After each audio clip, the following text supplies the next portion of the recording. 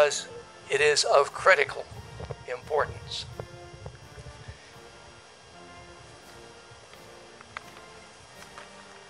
Ladies and gentlemen, it is my great honor and pleasure to welcome to this podium and to this audience our honored guest, the Secretary of State of the United States of America, the Honorable and really quite remarkable Honorable Michael R. Pompeo.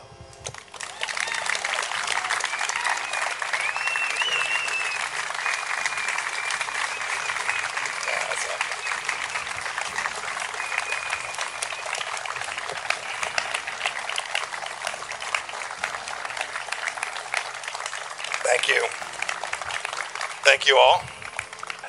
My remarks today are the fourth set of remarks in a series of China speeches that I asked National Security Advisor Robert O'Brien, FBI Director Chris Wray, and the Attorney General Barr to deliver alongside me. We had a very clear purpose, a real mission, was to explain the different facets of America's relationship with China.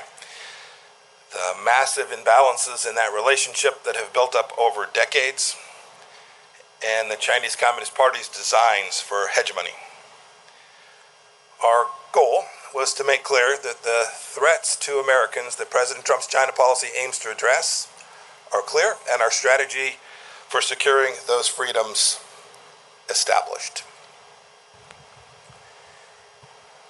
You know, Ambassador O'Brien spoke about ideology. FBI Director Wray talked about espionage. Attorney General Barr spoke about economics. And now my goal today is to put it all together for the American people and detail what the China threat means for our economy, for our liberty, and indeed for the future of free democracies around the world. Next year marks half a century since Dr. Kissinger's secret mission to China, and the 50th anniversary of President Nixon's trip isn't too far away in 2022. You know, the world was much different then. We imagined engagement with China would produce a future with bright promise of comedy and cooperation. But today we're all still wearing masks and watching the pandemic's body count rise because the CCP failed in its promises to the world. We're reading every morning new headlines of repression in Hong Kong and in Xinjiang. We're seeing staggering statistics of Chinese trade abuses that cost American jobs and strike enormous blows to the economies all across America, including here in Southern California. And we're watching a Chinese military that grows stronger and stronger, and indeed more menacing. I'll echo the questions ringing in the hearts and minds of Americans from here in California to my home state of Kansas and beyond. What do the American people have to show now, 50 years on, from engagement with China? Did the theories of our leaders that proposed Chinese evolution towards freedom and democracy prove to be true? Is this China's definition of a win-win situation? And indeed, centrally, from Secretary of State's perspective, is America safer? Do we have a greater likelihood of peace for ourselves and peace for the generations which will follow us? Look, we have to admit a hard truth. We must admit a hard truth that should guide us in the years and decades to come. That if we want to have a free 21st century and not the Chinese century of which Xi Jinping dreams, the old paradigm of blind engagement with China simply won't get it done. We must not continue it, and we must not return to it. As President Trump has made very clear, we need a strategy that protects the American economy and indeed our way of life. The free world must triumph over this new tyranny. Now, before I seem too eager to tear down President Nixon's legacy, I want to be clear that he did what he believed was best for the American people at the time, and he may well have been right. He was a brilliant student of China, a fierce Cold Warrior, and a tremendous admirer of the Chinese people, just as I think we all are. He deserves enormous credit for realizing that China was too important to be ignored, even when the nation was weakened because of its own self-inflicted communist brutality. In 1967, in a very famous Foreign Affairs article, Nixon explained his future strategy. Here's what he said. He said, taking the long view, we simply cannot afford to leave China forever outside of the family of nations. The world cannot be safe until China changes. Thus, our aim, to the extent we can, we must influence events. Our goal should be to induce change. And I think that's the key phrase from the entire article, to induce change. So with that historic trip to Beijing, President Nixon kicked off our engagement strategy. He nobly sought a freer and safer world, and he hoped that the Chinese Communist Party would return that commitment. As time went on, American policymakers increasingly presumed that as China became more prosperous, it would open up, it would become freer at home, and indeed present less of a threat abroad. It'd be friendlier. It all seemed, I am sure, so inevitable. But that age of inevitability is over. The kind of engagement we've been pursuing has not brought the kind of change inside of China that President Nixon had hoped to induce. The truth is that our policies and those of other free nations resurrected China's failing economy only to see Beijing bite the international hands that were feeding it. We opened our arms to Chinese citizens only to see the Chinese Communist Party exploit our free and open society. China sent propagandists into our press conferences, our research centers, our high schools, our colleges, and even into our PTA meetings. We marginalized our friends in Taiwan, which later blossomed into a vigorous democracy. We gave the Chinese Communist Party and the regime itself special economic treatment, only to see the CCP insist on silence over its human rights abuses as the price of admission for Western companies entering China. Ambassador Bryant ticked off a few examples just the other day. Marriott, American Airlines, Delta, United all removed references to Taiwan from their corporate websites so as not to anger Beijing. And Hollywood, not too far from here, the epicenter of American creative freedom and self-appointed arbiters of social justice, self-censors even the most mildly unfavorable reference to China. This corporate acquiescence to the CCP happens all over the world too. And how has this corporate fealty worked? Is its flattery rewarded? I'll give you a quote from the speech that General Barr gave, Attorney General Barr. In a speech last week, he said that the ultimate ambition of China's rulers isn't to trade with the United States, it is to raid the United States. China ripped off our prized intellectual property and trade secrets, causing millions of jobs all across America. It sucked supply chains away from America and then added a widget made of slave labor. It made the world's key waterways less safe for international commerce. President Nixon once said he feared he had created a Frankenstein by opening the world to the CCP. And here we are. Now, people of good faith can debate why free nations allowed these bad things to happen for all these years. Perhaps we were naive about China's virulent strain of communism, or triumphalist after our victory in the Cold War, or cravenly capitalist, or hoodwinked by Beijing's talk of a peaceful rise. Whatever the reason, today China is increasingly authoritarian at home and more aggressive in its hostility to freedom everywhere else. And President Trump has said enough. I don't think many people on either side of the aisle dispute the facts that I've laid out today. But even now, some are insisting that we preserve the model of dialogue for dialogue's sake. Now, to be clear, we'll keep on talking, but the conversations are different these days. I traveled to Honolulu now just a few weeks back to meet with Yang Jiechi. It was the same old story. Plenty of words, but literally no offer to change any of the behaviors. Yang's promises, like so many the CCP made before him, were empty. His expectations, I surmise, were that I'd cave to their demands, because frankly, this is what too many prior administrations have done. I didn't, and President Trump will not either. As Ambassador O'Brien explained so well, we have to keep in mind that the CCP regime is a Marxist-Leninist regime. General Secretary Xi Jinping is a true believer in a bankrupt totalitarian ideology. It's this ideology that informs his decades-long desire for global hegemony of Chinese communism. America can no longer ignore the fundamental political and ideological differences between our countries, just as the CCP has never ignored them. My experience in the House Intelligence Committee, and then as director of the Central Intelligence Agency, and my now 2+ years as America's Secretary of State have led me to this central understanding that the only way to truly change communist China is to act not on the basis of what Chinese leaders say, but how they behave. And you can see American policy responding to this conclusion. President Reagan said that he dealt with the Soviet Union on the basis of trust but verify. When it comes to the CCP, I say we must distrust and verify. We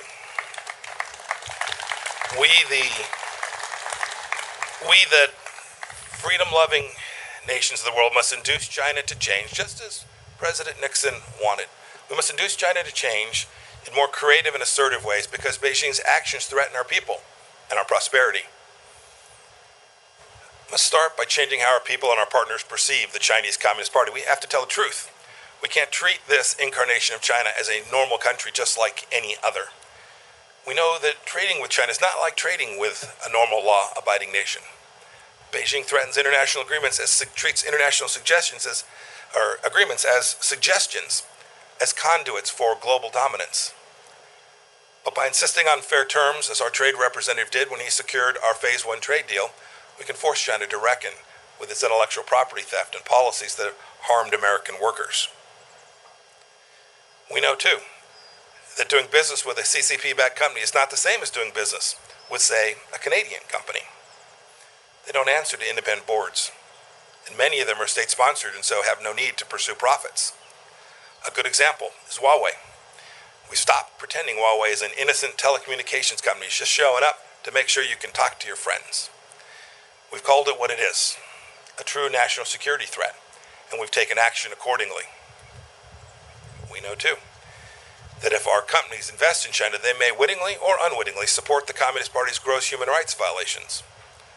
Our Departments of Treasury and Commerce have thus sanctioned blacklisted Chinese leaders and entities that are harming and abusing the most basic rights for people all across the world.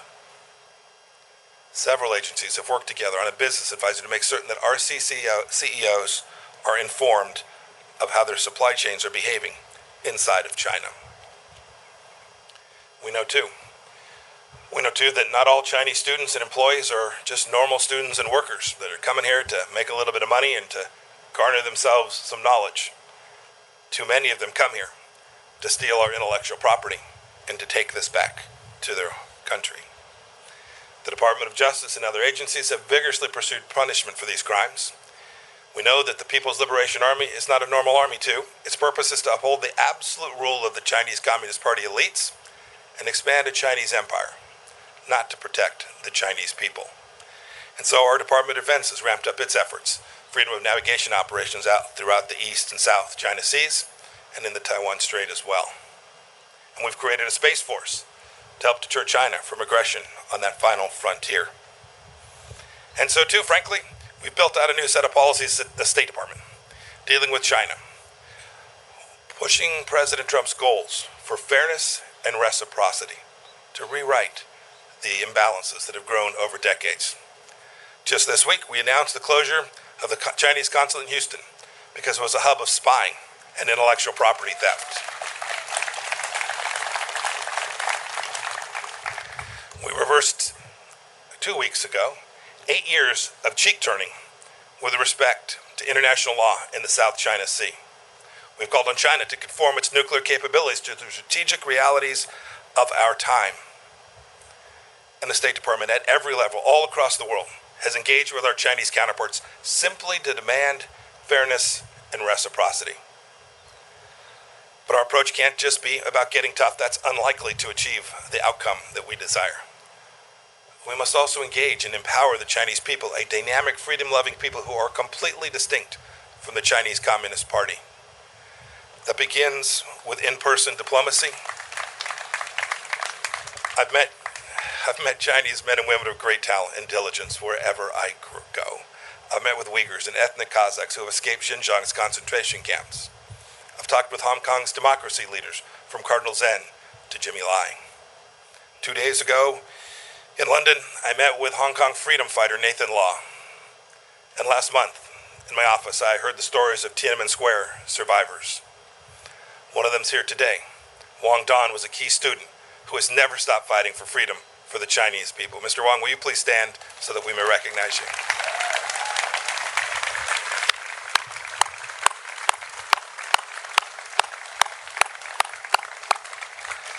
Also with us today is the father of the Chinese democracy movement, Wei Jinsheng. He spent decades in Chinese labor camps for his advocacy. Mr. Wei, will you please stand?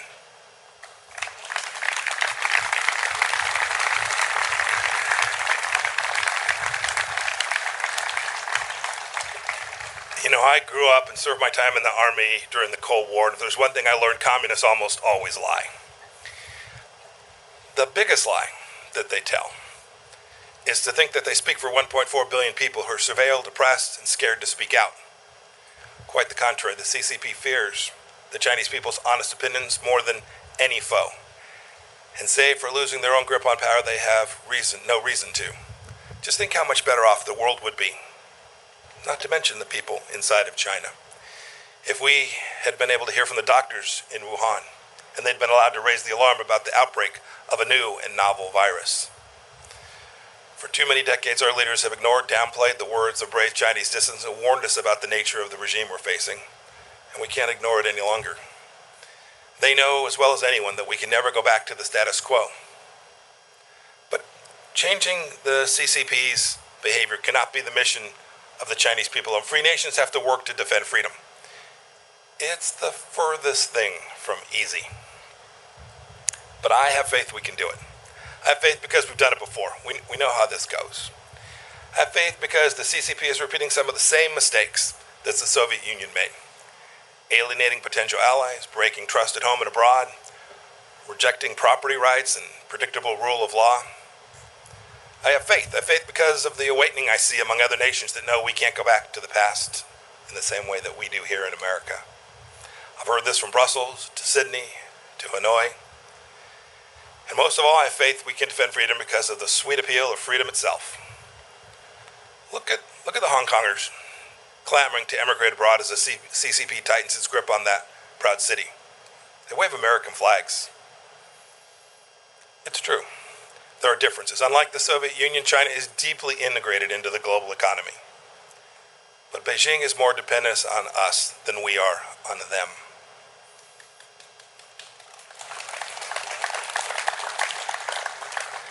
Look, I reject the notion that we're living in an age of inevitability, that some trap is preordained, that CCP supremacy is the future.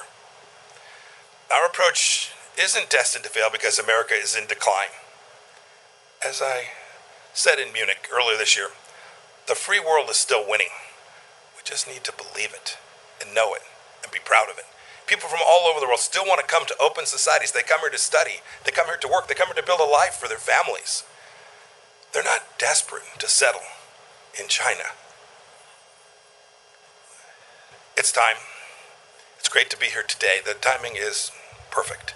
It's time for free nations to act. Not every nation will approach China in the same way, nor should they. Every nation will have to come to its own understanding of how to protect its own sovereignty, how to protect its own economic prosperity, and how to protect its ideals from the tentacles of the Chinese Communist Party.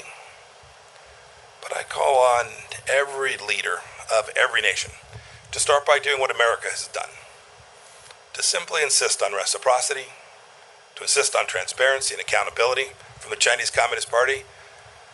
It's a cadre of rulers that are far from homogeneous, and these simple and powerful standards will achieve a great deal. For too long, we let the CCP set the terms of engagement, but no longer. Free nations must set the tone. We must operate on the same principles. We have to draw common lines in the sand that cannot be washed away by the CCP's bargains or their blandishments. Indeed, this is what the United States did recently when we rejected China's unlawful claims in the South China Sea once and for all, as we have urged countries to become clean countries so that their citizens' private information doesn't end up in the hand of the Chinese Communist Party. We did it by setting standards. Now, it's true, it's difficult. It's difficult for some small countries. They fear being picked off. Some of them, for that reason, simply don't have the ability or the courage to stand with us for the moment. Indeed, we have a NATO ally of ours that hasn't stood up in the way that it needs to with respect to Hong Kong because they fear Beijing will restrict access to China's market. This is the kind of timidity that will lead to historic failure, and we can't repeat it. We cannot repeat the mistakes of these past years. The challenge of China demands exertion, energy from democracies, those in Europe, those in Africa, those in South America, and especially those in the Indo-Pacific region. And if we don't act now, ultimately, the CCP will erode our freedoms and subvert the rules-based order that our societies have worked so hard to build. If we bend the knee now, our children's children may be at the mercy of the Chinese Communist Party, whose actions are the primary challenge today in the free world. General Secretary Xi is not destined to tyrannize inside and outside of China forever unless we allow it. Now, this isn't about containment. Don't buy that. It's about a complex new challenge that we've never faced before. The USSR was closed off from the free world. Communist China is already within our borders. So we can't face this challenge alone. The United Nations, NATO, the G7 countries, the G20, our combined economic, diplomatic, and military power is surely enough to meet this challenge if we direct it clearly and with great courage. Maybe it's time for a new grouping of like-minded nations, a new alliance of democracies. We have the tools. I know we can do it. Now we need the will. To quote scripture, I ask, is our spirit willing, but our flesh weak? If the free world doesn't change, Communist China will surely change us. There can't be a return to the past practices because they're comfortable or because they're convenient. Securing our freedoms from the Chinese Communist Party is the mission of our time, and America is perfectly positioned to lead it because our founding principles give us that opportunity. As I explained in Philadelphia last week, staring at Independence Hall, our nation was founded on the premise that all human beings possess certain rights that are unalienable, and it's our government's job to secure those rights. It is a simple and powerful truth. It's made us a beacon of freedom for people all around the world, including people inside of China. Indeed, Richard Nixon was right when he wrote in 1967 that the world cannot be safe until China changes. Now it's up to us to heed his words. Today, the danger is clear, and today the awakening is happening. Today, the free world must respond. We can never go back to the past. May God bless each of you. May God bless the Chinese people. And may God bless the people of the United States of America. Thank you all.